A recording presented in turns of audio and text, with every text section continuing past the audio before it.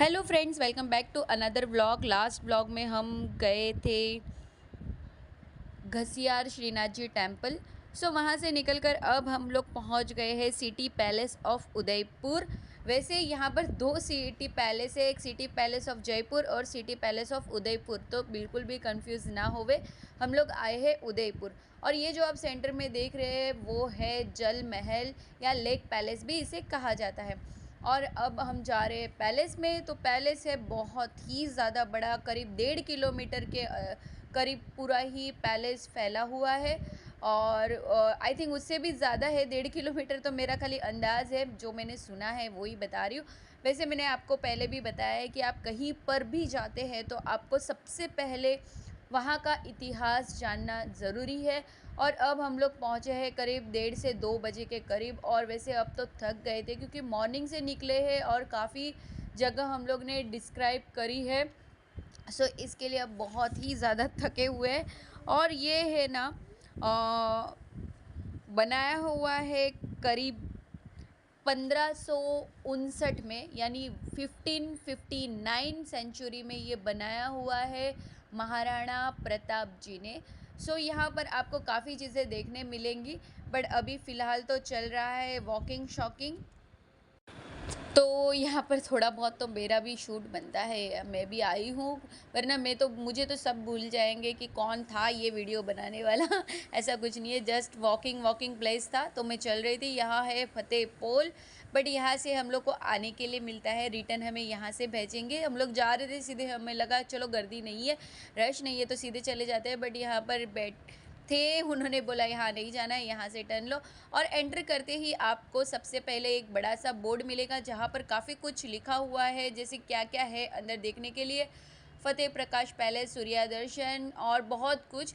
सो पहले तो ऐसा लगा चलिए रश नहीं है, चले जाएंगे बढ़िया से पूरे ही पैलेस घूम लेंगे, बट जैसे ही अंदर एंट्री करी और रश देखा तो मानो धक धक सा होने लगा। बहुत ही ज़्यादा रश है, जो कि आगे आगे आपको देखने मिलेगा। वैसे मैं आपको बोलूँगी, अगर आप ये पैलेस देखने जाते हैं ना, तो ये पैलेस मॉर्निंग 9:30 से ओपन हो जाता है और 5:30 तक इवनिंग तक होता है। तो आप जितना जल्दी हो सके मॉर्निंग में जाए, ताकि पूरा दिन आप बढ़िया से पैलेस घूम सके। आप ये 2 से 3 घंटे में बिल्कुल भी पैलेस घूम नहीं सकते हैं। और वैसे भी हम लोग का टाइम कम था, मुंबई रिटर्न जाना था, तो बहुत कम समय में काफ़ी चीज़ें देखनी थी, इसीलिए फटाफट से निकले। बट एज़ यूजुअल जैसे मैंने कहा आपको, इसमें घूमने के लिए 4 से 5 घंटे या एक दिन पूरा आराम से, कि आज मुझे सिर्फ सिटी पैलेस ही घूमना है, ऐसे करके ही आपको एक दिन स्पेशली यहाँ के लिए लेना चाहिए। वैसे पैलेस है, किले है, वो सब देखने के लिए, फोर्ट वगैरह जो होते हैं वो सब देखने के लिए हमें एक दिन पूरा ही चाहिए होता है। और मेन तो उसका इतिहास जानना ज़रूरी होता है, तो ही हम देख सकते हैं, वरना वहाँ जाके दीवारें देखो और लोगों को देखो तो उसका कोई भी मतलब नहीं होता है।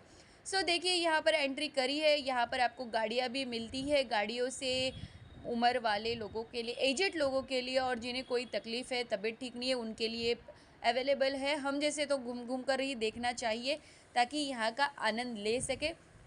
तो लगी थी बहुत बड़ी सी लाइन, और ये करीब 3 से 4 माले का पैलेस है, और जो कि आपको घूमने के लिए मिलेगा। और अंदर तो बहुत ही सकरी सकरी गलियां है जो कि आपको अंदर मिलेंगी देखने के लिए। और देखिए यहाँ रश तो देखिए। वैसे दिवाली सीज़न और गर्मियों के सीज़न में मैं तो आपको बोलूँगी कि बिल्कुल भी मत जाइए, जहाँ पर मैक्सिमम वेकेशन टाइम होता है तभी बिल्कुल भी मत जाइए, क्योंकि इतने रश में आपको कुछ भी एक्सप्लोर करने, देखने के लिए, एंजॉय करने के लिए नहीं मिलेगा। ये मेरा एक्सपीरियंस बता रही हूँ। सो यहाँ फर्स्ट एंटर होते हैं हम लोग तोरण पोल से। तो यहाँ पर जैसे दरवाज़ों का नाम आपको मैंने बताया, हर एक में पोल कहा जाता है। तो यहाँ हम लोग एंटर कर रहे हैं तोरण पोल से, और यहाँ काफ़ी लोग स्पेशली मिलने के लिए आते हैं। वैसे ये पैलेस रेंट पे भी दिया जाता है, बट वो हमारे बजट में सोचने के बराबर भी नहीं है हम जैसे के लिए। बाकी तो जिसे लेना है वो ले सकते हैं। तो ये है बड़ा सा गेट। एंट्री करते ही मुझे लगा मैं काफ़ी कुछ डिस्क्राइब कर पाऊँगी, शूट कर पाऊँगी, बट आगे आगे बहुत ही डाउन हो गई थी बैटरी। यहाँ पर देखिए किन्होंने कितने कितने साल तक राज्य किया है, मतलब पैलेस पर अपना हुकुम सियासत चलाई है, उनके नाम लिखे हैं। और ये सबसे पहला, सबसे पुराना फ़ोटो जब सिटी पैलेस का है, उसके बाद अभी तो इसे रिनोवेशन चलते रहता है, रिनोवेट करते रहते हैं, तभी ये एक पैलेस प्रॉपर रहेगा। नहीं तो इतने सालों पुराना पैलेस, मतलब कुछ भी होता है ना ऐसे कहते हैं वातावरण के हिसाब से, नैसर्गिक आपत्तियों के चलते, तो इस पैलेस को संभालना भी उतना ही ज़रूरी है। और अभी तो ये गवर्नमेंट के हाथ में है, वहाँ की गवर्नमेंट जो है उदयपुर की, उनके हाथ में है। और ये देखिए यहाँ में पूरा सबका जिन्होंने जितने जितने सालों तक इस पर सियासत की है उनका पूरा ही डिटेल्स आपको मिलती है। और अभी तो हम लोग फ़िलहाल लाइन में थे, तो लाइन में मैं ये सारी चीज़ें लेते लेते जा रहे थे, कौन से राजा थे, कौन से कौन क्या थे। और यहाँ देखिए रश आप देख रहे हैं ना, बहुत ही ज़्यादा रश है, बाप रे। और आगे जाके भी इतनी दिक्कत हुई। वैसे टिकट के बता दूँ तो बड़े लोगों के लिए 300 और बच्चों के लिए 200 टिकट थी, हम गए थे तब। यहाँ पर है गणपति महाराज, आप सभी दर्शन कर लीजिए, मैं भी कर लेती हूँ।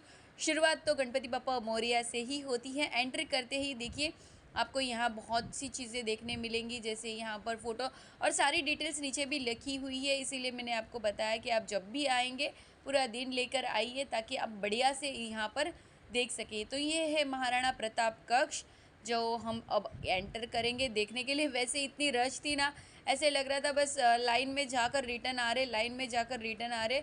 यहाँ पर गाथा उनकी पूरी ही गौरव लेखा है।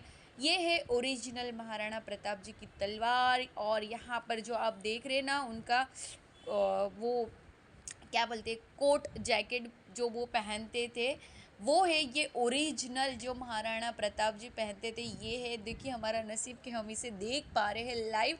और उनके ही बाजू में यहाँ उनके अस्त्र शस्त्र रखे हुए, तलवार वगैरह, जो कि कहा जाता है 35 किलो के करीब था सारी ही चीज़ें, मतलब वो जैकेट और अस्त्र शस्त्र, वो भाले, तीज, जो कुछ भी उनके पास रखते थे, तीर बाण जो कुछ भी होता था, वो सारे ही वज़न उतना था उन चीज़ का।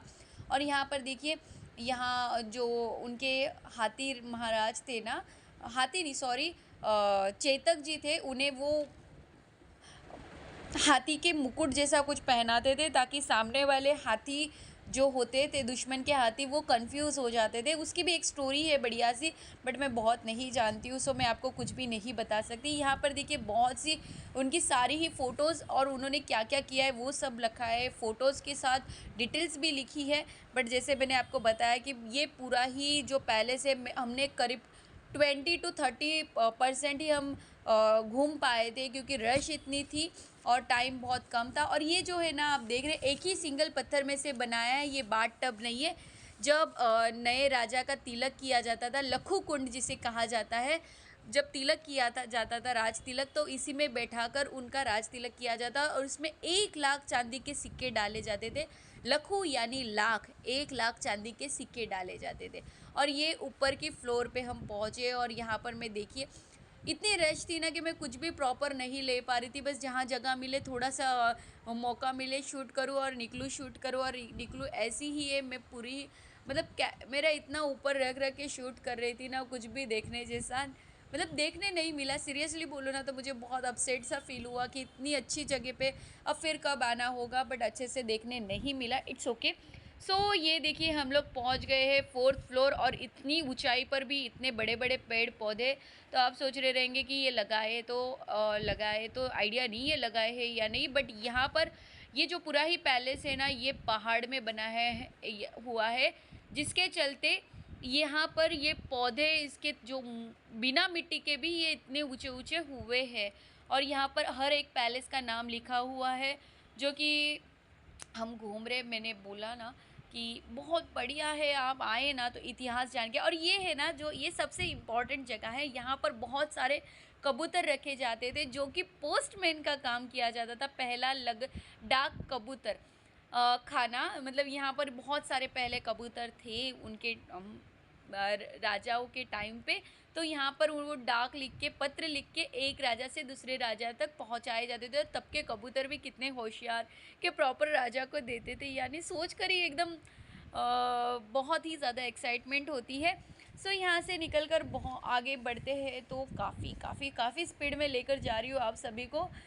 वैसे मैं जो बोल रही हूँ वो भी सुनते सुनते आप तो देखकर एक्सप्लोर करिए और वहाँ पर ज़रूर से जाइए। उदयपुर आप इसे एक्सप्लोर करना बहुत ज़्यादा ज़रूरी है, क्योंकि इतनी बढ़िया चीज़ें यहाँ पर, रानी राजा सारे ही यहाँ रहते थे और हम यहाँ आए हैं ना, मतलब बहुत अच्छी वाली फीलिंग आ रही है कि भाई वो टाइम पे था। और चलिए, हम वो टाइम पे तो हम थे या नहीं पता नहीं, बट आज हम ये सब देखने के लिए यहाँ आए हैं। देखिए रश आप देख रहे हैं कितना है।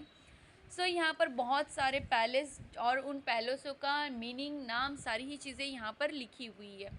तो वहाँ से आगे बढ़ते हुए यहाँ पर जो ये सेंटर में कुंड है ना, वो यहाँ पर उसका डिज़ाइन बनाया हुआ है कि इस तरह से ये पूरा ही था।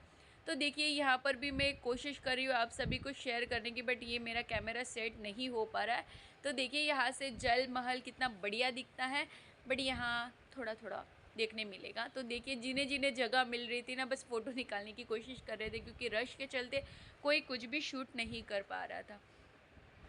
वहाँ से निकलते ही हम पहुँचते हैं अब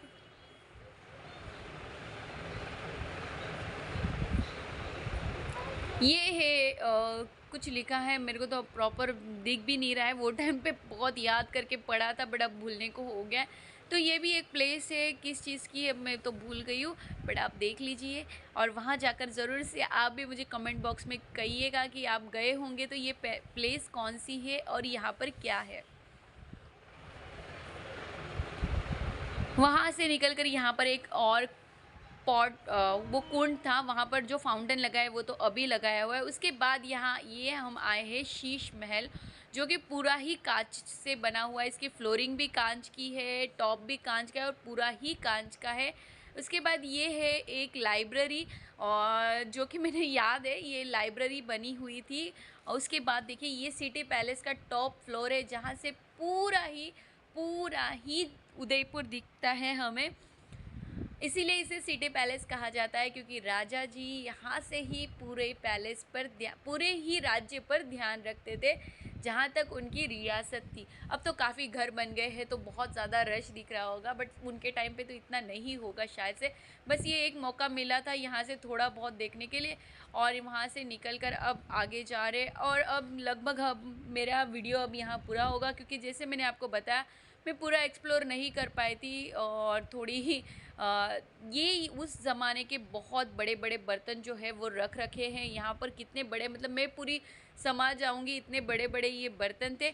और रश बहुत ज़्यादा, एकदम पतली पतली सकरी गलियाँ थी ना, तो एक निकलते थे और एक आते थे। और उस ज़माने में इसीलिए ये सक्रिय गलियाँ बनी थी कि कोई भी दुश्मन अगर अंदर आए तो वो बहुत ज़्यादा एक साथ नहीं आई। और ये जूने ज़माने की कहते हैं ना, क्या बोलते हैं, एक्सरसाइज मशीनरी जैसे एक्सरसाइज नहीं है, वो सारी घर की चीज़ें हैं, घर का सामान बोलते हैं ना, मतलब पीसना, आटा चक्की, ये वो सारी चीज़ें थी। वहाँ से निकल कर यहाँ पर है इसे जो विडू रानियाँ रहती थी, विधवा रानियाँ, वो इस पैलेस रूम में रहती थी। और ये जो पलंग मैंने बताया था वो चांदी का पलंग है। उन्हीं के बाजू में यहाँ पर ठाकुर जी की सेवा की जाती थी, वो भी थी थोड़ी बहुत बताई। और ये उस टाइम की लॉकर वगैरह है, जो कि अभी कलर वलर करके नया से करके रखे, और अभी इसका काम चालू है, रिनोवेशन भी चालू ही था, हम गए थे वो टाइम पे। और ये बहुत ज़्यादा मजबूत है। तो ओवरव्यू में आपको एक पूरा ही लुक बता रही हूँ, क्योंकि मैंने थोड़ा ही एक्सप्लोर किया है, बहुत ज़्यादा सारी 30% देख पाई थी। उसके बाद रश के चलते थोड़ी तबीयत ठीक बिगड़ गई थी, हमारे जो ग्रुप में हम सब थे उनमें से। तो बस अब निकल गए थे। और ये ऊपर से एक बार ये आपको लुक बता रही हूँ। अब यहाँ से हम बस बाहर के लिए निकल जाएंगे। तो कैसी लगी आप सभी को आज की मेरी ये वीडियो? पसंद आई है तो लाइक कर दीजिए, चैनल पर पहली बार है तो सब्सक्राइब करना ना भूले, बेल आइकन को जरूर दबाएं, ताकि ऐसी ही नई नई वीडियो की नोटिफिकेशन आप सभी को सबसे पहले मिले। तब तक के लिए bye bye, take care, thanks.